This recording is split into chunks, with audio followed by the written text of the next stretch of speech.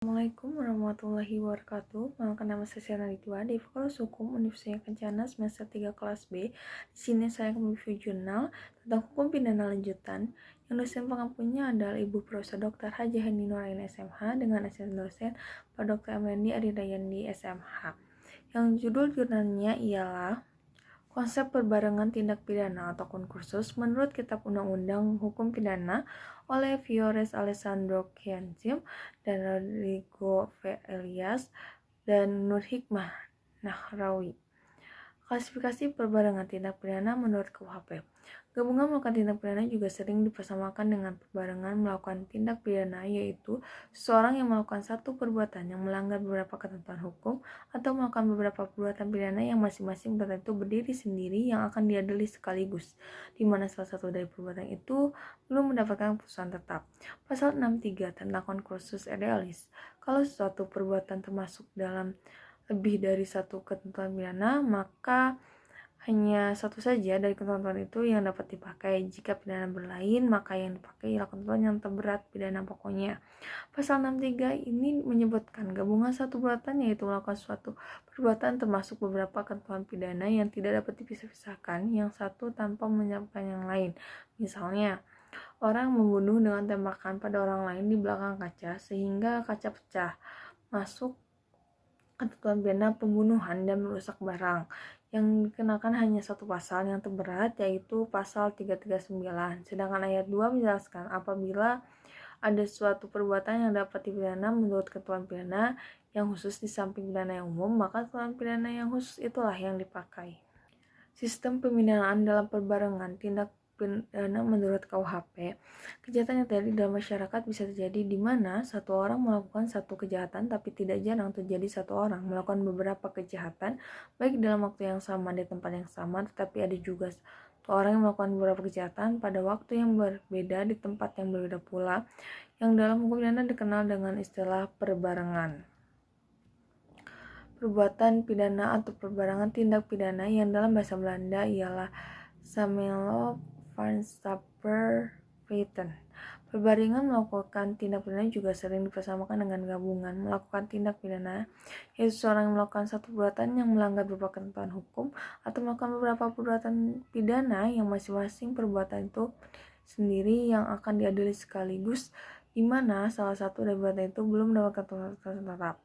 Konkursus adalah penjatuhan pidana pada bentuk perbarengan dengan menggunakan sistem hisapan, artinya hanya dipidana terhadap salah satu dari aturan pidana itu, dan jika di antara aturan pidana itu berbeda-beda ancaman pidananya, maka yang dikenakan adalah terhadap aturan pidana yang terberat ancaman pidana pokoknya.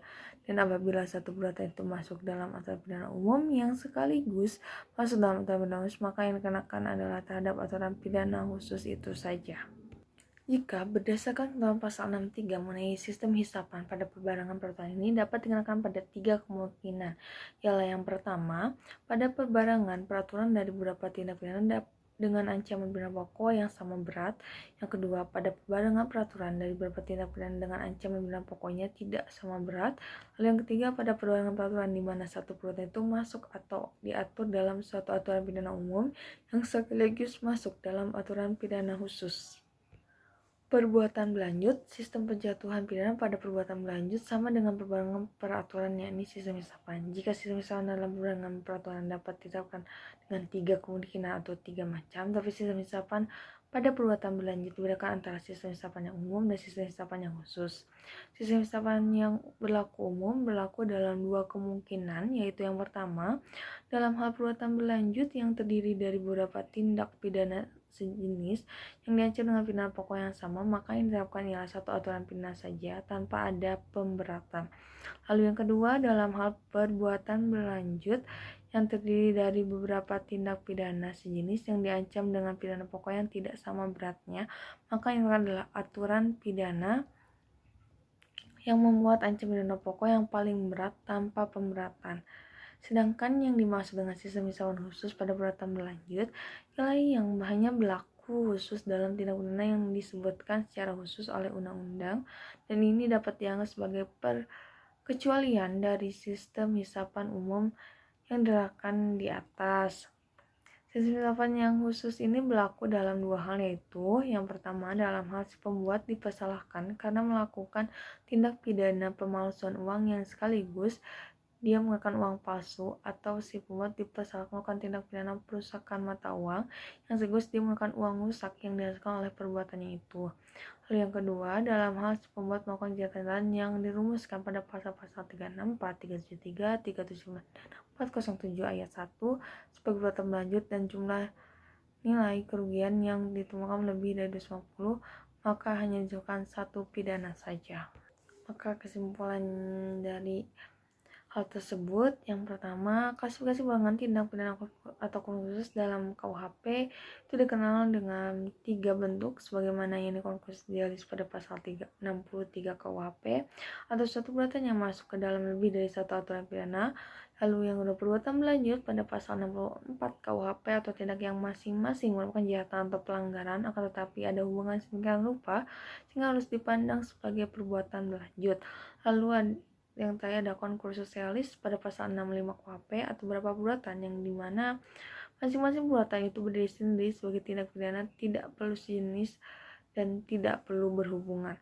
Lalu yang kedua, sistem pemidanaan dalam perbadangan tindak pidana khusus dalam KUHP dikenal dua stelsel, yakni pertama stelsel absorpsi atau ketentuan yang paling berat saja yang diperhatikan sedangkan ketentuan yang lain tidak diperhatikan. Lalu yang kedua stelsel kumulasi atau perbuatan pidana dapat pidana secara tersendiri namun semua pidana itu jumlah dan diolah menjadi satu pidana. Sekian dari saya, mohon maaf karena banyak salah. Wassalamualaikum warahmatullahi wabarakatuh.